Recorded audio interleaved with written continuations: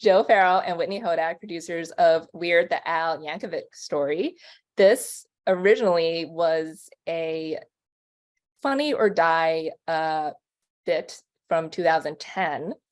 And I know Weird Al over the years has played it at his shows, and he said like, oh, we're not going to turn to a feature film. But did you guys at any point over those the almost decade long time span try to convince him to turn into a film?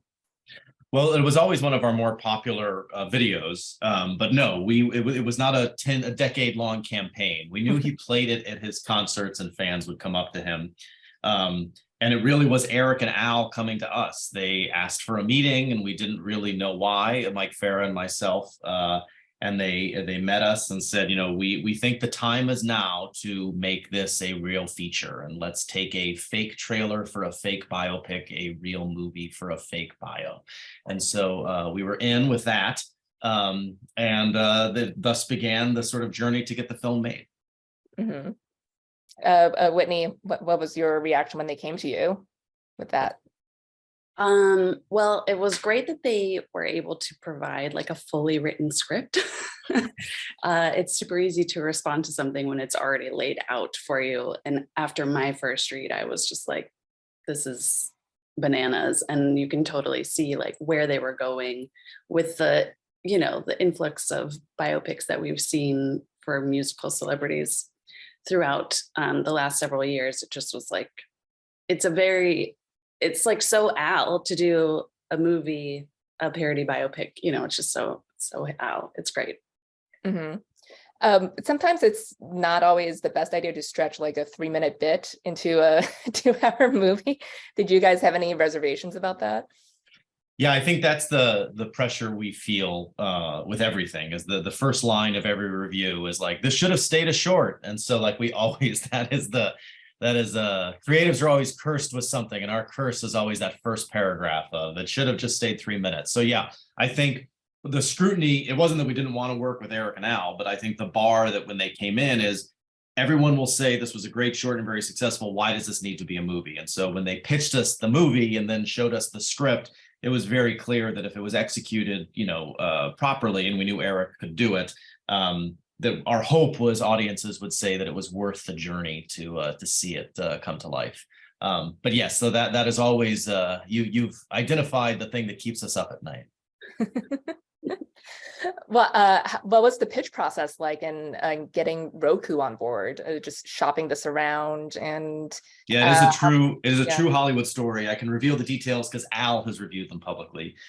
We did take the project. We pitched to many outlets, and everyone passed. And they passed because they said that no one would get that it was fake, and they would be confused, and that they just didn't think people would understand the joke. They liked Al, they liked the script, but they didn't feel the audience would get it.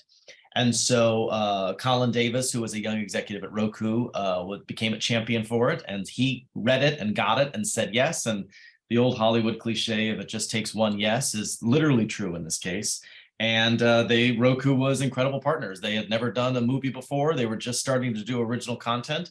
And so we told them we would be their house of cards, and we knew from the very beginning that it would go well. But no, Roku showed tremendous faith in us as filmmakers and provided all the resources Whitney needed as a producer to sort of get the movie made.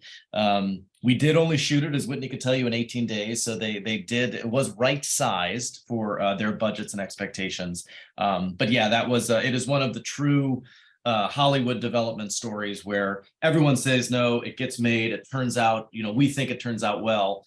So it is one of those very satisfying stories. Mm-hmm. And one should never underestimate the power of Al Yankovic's fan base, which is huge and broad and wide-reaching. They would have just done like crowdsourcing or like a fundraising for it if no exactly. one. I feel like we could have gone that route if we. I know Al and Eric have said they went out to Daniel Radcliffe to play him. And in the short, he was played by Aaron Paul. So were you guys part of any of that discussion about whether or not to just cast the people who are in the short or just start over wholesale? Yes. So those were early sort of conversations. I think there was such good vibes from that original video. They wanted to sort of check in. I think Aaron Paul felt that he had aged potentially out of the role. And so he had wanted to potentially do a cameo in the movie, but it's a very friendly relationship with Al and Aaron. And then Daniel was the next person we sent it to, and he said yes. He read the script and said yes. And truly a remarkable story of dedication to a project. He read the script, excuse me, and said, I love this. I want to, as long as my schedule works, I will do this. And to his word, as we tried to figure out financing and where it was going to go and all that stuff, it took a while. And he was just steadfast of, if I can fit this in my schedule, I will do this movie. And that was that was an amazing sort of thing to have as producers in our sort of back pocket, knowing that Daniel would do the movie. Mm-hmm. Yeah. Well, Whitney, from your perspective, you guys had to do it in 18 days and you're waiting to see if it lines up with Daniel's schedule. So were you like freaking out at all? Like this won't work out? Like, was there any chance that you could, push the shoot dates or get extra days? Well, here you go, Joyce. Buckle up. Let's go. Let's hear it. The movie was greenlit right up against a window that Daniel was actually available. So like our prep was also very fast, and Dan had a hard out. And so our schedule was a little bit longer initially, but we were fighting time and we were fighting budget. And so I will say, like Funny or Die, we are very nimble. We are very like efficient producers. So there was some nervousness, but also in our wheelhouse, it's kind of like what we do. So we were able to figure it out. You can't do something like that without that express buy-in from like Eric specifically. Like when we had the conversation with him about doing this in 18 days, I remember he just was like, he didn't freak out, but he was very, he took pause, and Al took pause. And I was like, you guys, we can do this if everybody gets on board with this. And he thought about it and he was like, yes, we can figure this out. So we, in conjunction with every department head and every player, Dan included, just like embraced the challenge and they figured it out. And it's not to say that we were doing insane long shoot days either. Like we didn't have the money for that kind of overtime. So it was I feel like it was an ethical shoot. Very important. I feel like our crew was not worked to the bone and, driving around at night with no sleep and stuff. And that was just in part to everybody getting on board and trying to make it work.